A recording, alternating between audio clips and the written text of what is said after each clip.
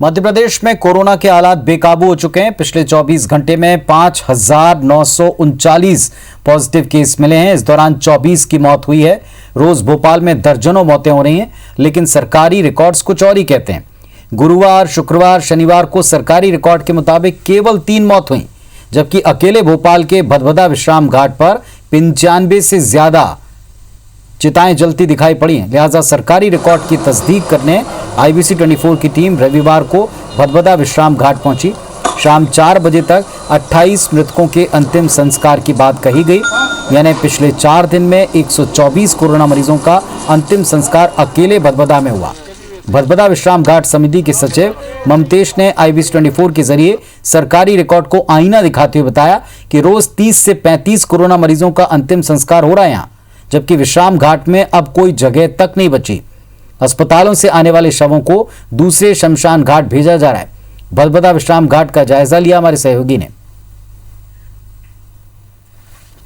मध्य प्रदेश में कोरोना से हालात बेकाबू हो चुके हैं, लगातार मौतें हो रही हैं। हालांकि जो पिछले 3 दिन के आंकड़े हैं, गुरुवार, शुक्रवार और शनिवार के, तो पिछले 3 दिनों के आंकड़ों में मध्य प्रदेश की सरकार का दावा है कि सिर्फ 3 मौतें हुई हैं, लेकिन 137 मौतें, 137 चिताएं अकेले भदभदा के शमशान घाट में जली हैं।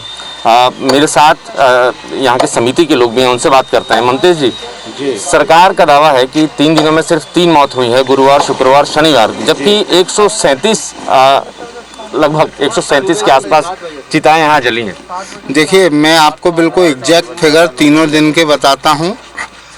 गुरुवार को मैं टोटल फिगर ना बताते हुए सिर्फ आपको कोरोना बताता हूँ। गुरुवार को 31 बॉडी आई, शुक्रवार को 29 बॉडी आई और कल शनिवार को 34 बॉडी कोरोना की आई। इन 3 के फिगर को अगर अपन जोड़ते हैं तो 94 कोरोना मृतक देह का संस्कार भदभदा में इन 3 दिनों में हो चुका है। और आज भी अभी तक की स्थिति में लगभग 28 कोरोना मृतक देह यहाँ पे आ चुकी हैं।